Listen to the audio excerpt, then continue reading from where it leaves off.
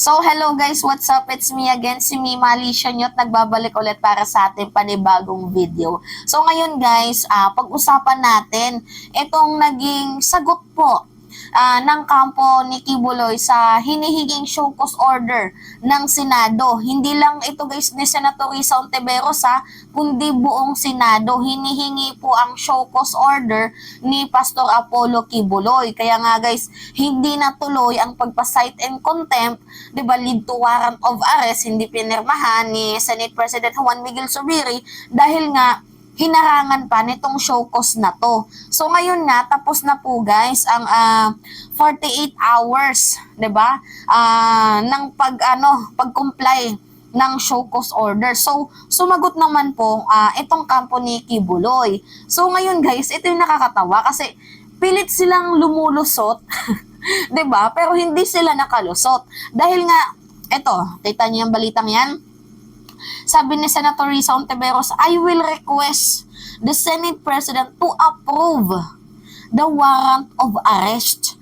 Ang mga issue na sinasabi nila sa kanilang response ay pinahayag na din ng kanyang abogado sa unang pagdinig na pinatawag siya. So paulit-ulit na lang daw po ang kanilang sagot at wala si Senator Risa Hontiveros na makitang reason kung bakit hindi dapat siya i-cite and contempt. So magpakita na lang si Kibuloy, bakit ba ang dami pa niyang drama? Alam niyo naman itong si Pastor Kibs ay masyadong madrama, feeling victim pa nga.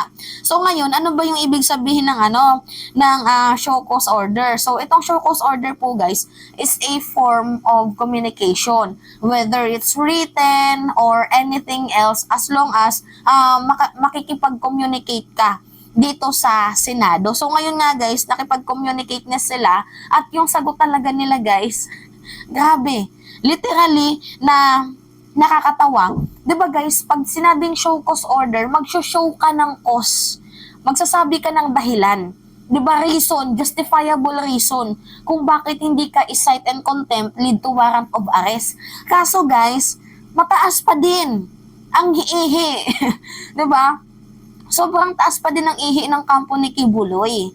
So ngayon nga guys, grabe ang sagot ng kampo ni Kibs. Unang-una daw po dito guys, wala na daw pong reason para umattend itong si Pastor Apollo Kibuloy dahil unang-una parang hinusgahan na daw po ni Senator Risa Hontiveros itong si Kibuloy. So wala na daw po siyang reason para umattend sa dinidinig na Senate hearing sa Committee on Women's, Children, Family Relation, and Gender Equality dahil sa tingin nila, hinusgahan na daw po nila itong si Kibuloy. So pangalawang reason guys, nilabag na daw po nila ang fundamental rights ni Kibuloy. Meron na daw pong na-violate.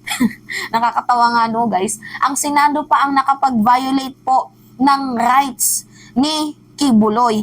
And lastly guys, hindi naman daw po korte itong Senado, itong Senate hearing. Kung kaya't bakit pa siya a-appear doon? So hindi daw po yung Senado ang makakapagbigay ng solusyon dito sa kanyang kaso. Mas maganda po na iakyat na lamang po ito dito sa Supreme Court. So ako naman guys, oo, hindi korte ang Senado. Wala naman po kasing nagsabi na korte ang Senado. Pero in aid of legislation guys, kagaya na nga po ng sinabi ni Senator Risa Hontiveros, para mapunan po ang mga gaps, ang mga lapses sa ating batas para dito sa proteksyon ng ating mga kababayang Pilipino. Kasi guys, sabi na nga ni Senator Risa Hontiveros, meron po tayong tatlong nakikitang batas, gapses na pwede nating maipatupad ng dahil sa nangyaring hearing na to. Ang problema nga lang dito guys, hindi kinikilala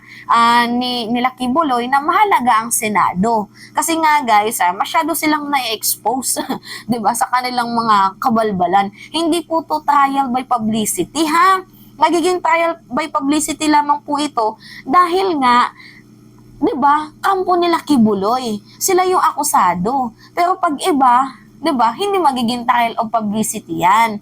And beside guys, hindi po magiging sayang ang effort ni Senator Risa Hontiveros dito dahil meron po siyang mga nakitang gapses sa ating batas na pwede po nilang maipatupad in aid of legislation. So ngayon guys, panoodin natin tong video at after this magbibigay din po ako guys ng komento. Kanina pong umaga, bandang alas 8:40, ay pinareceive po naming formal yung aming compliance and legal justifications po para hindi matuloy ang anumang aksyon sa pag-aresto kay Pastor Kibuloy. Sa pamamagitan ng isang sulat sinagot ng kampo ni Kingdom of Jesus Christ o KOJC Leader Apollo Kibuloy ang show cause order para ipaliwanag kung bakit hindi ito dapat arestuhin ng Senado. Ayon sa abogado ni Kibuloy na si Attorney Elvis Malayan, hindi kawalan ng respeto ang hindi pagdalo ng religious leader sa investigasyon ng Senado.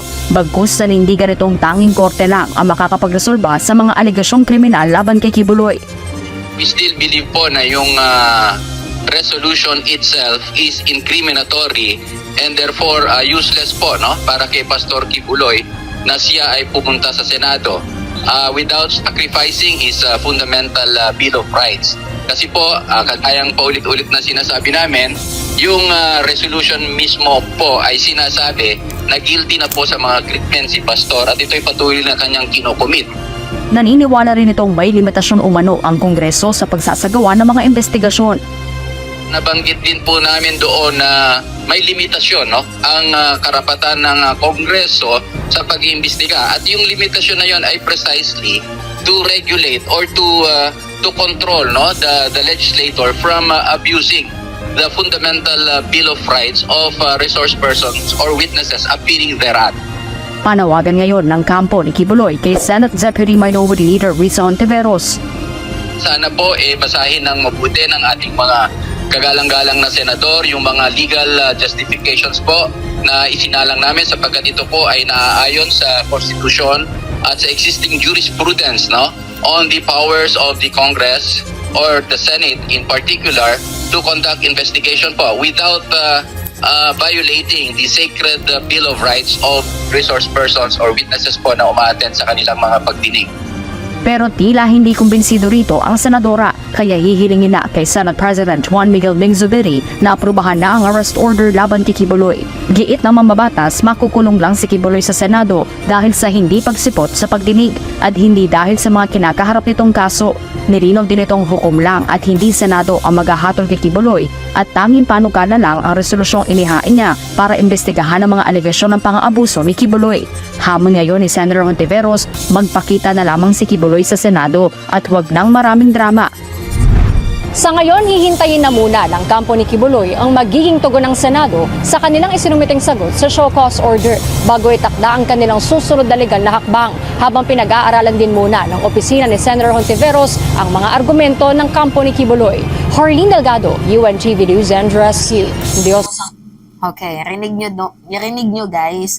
So, talaga nga namang totoo din po ang sinabi ni Senator Risa Hontiveros dahil unang-una sa lahat, aarestuhin lang naman siya kapag nag-issue na ng warrant of arrest para makasipot na dito sa susunod na hearing nang masagot niya na din po finally itong mga aligasyon at akusasyon ukol dito sa paglabag niya sa batas, 'di ba? Yung panggagahasa, pangmomolestya, 'di ba, pang-aabuso. So para masagot niya, hindi siya ikukulong bagkus sa mga mabibigat na kaso. Nilinaw yun na Senator Risa Hontiveros dahil hindi naman po talaga husgado itong Senado. Bagkus in aid of legislation, gusto lamang ho nilang makapag-create ng batas para ho sa proteksyon ng ating mga kababayang Pilipino. So yun lang po yun guys, 'di ba? Kung sinagot na sana ni senator ni Pastor Apollo Kibuloy, dapat sana nung una pa tapos na to. Ang problema kasi guys, pinatagal niya pa, pinataas pa nila ang kanilang ihi up to this moment, 'di ba? Kaya umabot dito sa ipapalid pa siya sa warrant of arrest. So ngayon guys, as of the moment, yung Kamara naka-ready na po ang ang detention center para dito kay Kibuloy. So, ang dito naman sa Senado, naghahain pa lamang po ng warrant of arrest. So, ngayon, ang tanong dito, kung pipirmahan nga ba ito ni Senate President? So, yan po ang ating aalamin sa mga susunod na araw at susunod na kabanata. So, anyway, it's me again, guys. Maraming salamat po sa inyong panonood. It's me again, si Mima Alicia nyo. Tagbabalik ulit para sa ating panibagong video.